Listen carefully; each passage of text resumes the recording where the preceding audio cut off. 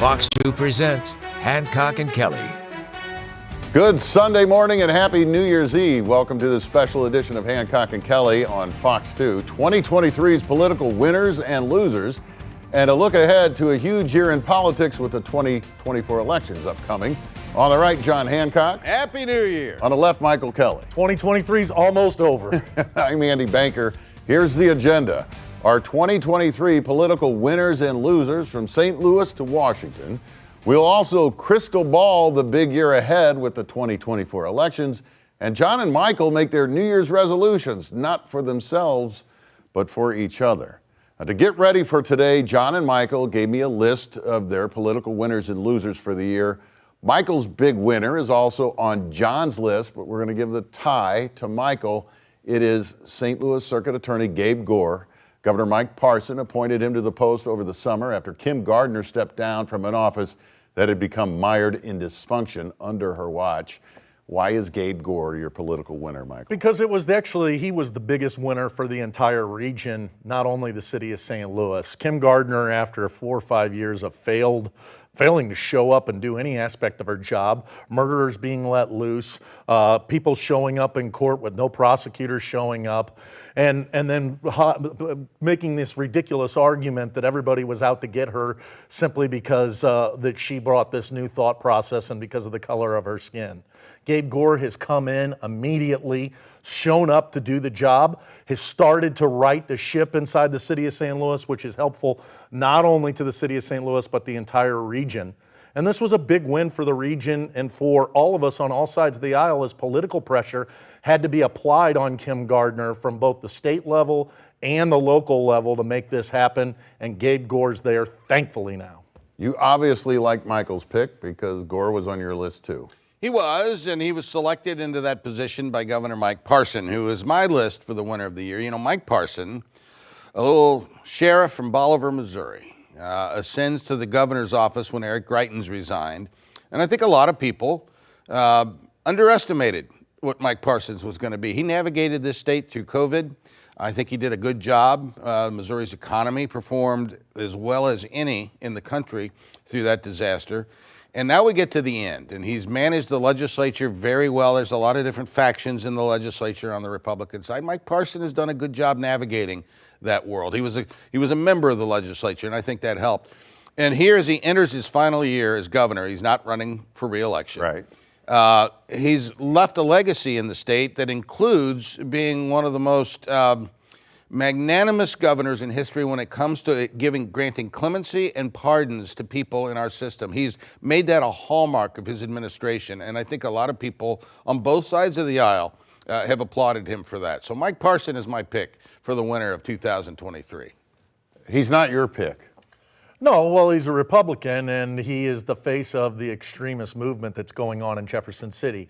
Mind you, he may be one of the more rational people inside the Republican Party. He has put somewhat of a throttle on some of their extremist stuff, but at the end of the day, that's his team. You can't help but admire the governor, where he came from being a sheriff. He never anticipated that he'd be the governor of the state of Missouri. He rose up in a unique spot, so I'm grateful that he is our governor, but I don't much care for his policies. Well, and a big issue, especially in the city of St. Louis and Kansas City too, has been gun control. And he's really not gone any way in your direction on that, right? He's holding firm. And I wonder if that keeps him off your list. Potentially there's so many reasons: the abortion issue, the transgender issue, the guns issue. There's just so many places that the Republicans are wrong. I think that the governor may be the one person on the Republican side who understands the consequences of what guns mean to the state of Missouri, but it would be political suicide for him to speak the truth to his own party. Can Democrats get on board with Mike? Has it been good for Democrats, even though maybe not on their top issues? You look at the economic development, the commitment to workforce development, job training skills, that's all been very good. We're making I-70 safe to traverse across the state, $2 billion investment widening that highway. There's a lot here that benefits all of Missouri. Michael's political loser of the year is not a politician, but a group of people he feels have suffered great loss under Missouri's Republican leadership. Missouri women Abortion remains illegal in the state. Republicans want to keep it that way, even proposing bills to allow women to face homicide charges for having abortions, and rigging ballot language to encourage no votes should voters get to decide whether to legalize abortion in 2024. Republicans sort of slow walking that to maybe keep it off the ballot in November, Michael. Well, and not only Republicans, but there's dysfunction on the left in terms of being able to come up with the language to put it to the vote. I'm confident that if abortion legalization got to the ballot in the state of Missouri, it would pass. Women in this state are being targeted by Republicans. Now, you can argue, oh, well, we need to have some compromises, et cetera, but once Roe versus Wade was overturned, Missouri was the first state to put into law one of the most draconian laws ever, no abortion, even in cases of rape and incest. Now you couple that with the fact that John has always said, hey, we need to moderate and find a way for compromise on this issue. The Republicans are coming up with even more extremist language to go after women and their health care. I think women were the big losers in the state of Missouri. I hope they won't be in 2024, but all signs don't look good. Are women losing given the current political climate in Missouri? No. We had gotten to a place in Missouri where there were very few, if any, abortions taking place. And this was under Roe v. Wade, under the guidance of Roe v. Wade. Missouri had done a good job of regulating those facilities, ensuring that if there were abortions, they were going to be under the strictest of medical guidelines, as safest for the women involved. And the net result of all of that was there were very few, if any, abortions in the state. And I think if we got to a place right now where the public policy of Missouri got to a place where a vast majority of people agree and that we have a very small number, if any, abortions, I think that would be a good day. I don't think there's some war on women going on out there. Do you think the abortion issue makes it to the ballot in 2024 for Missouri voters? If they get their act together, and I agree with Michael, I'm pro-life, but I think if they put the right language out there and allowed abortion, certainly in cases of rape and incest, and in some period of time early in a pregnancy, I do think that would pass a vote of the people, because that's where public opinion is. If that happens, could Missouri women be the big winners in your book of 2024? Well, it's not going to be full-on allowing to do whatever they want with their own health care, but anything is better than where we're at now, so it would be a small victory. John's biggest loser of the year was also on Michael's list. It's sort of the flip side of the Gabe Gore coin. It's former St. Louis Circuit Attorney Kim Gardner. She resigned in May with her office mired in dysfunction, including a backlog of thousands of criminal cases with prosecutors not showing up for trials and violent suspects going free.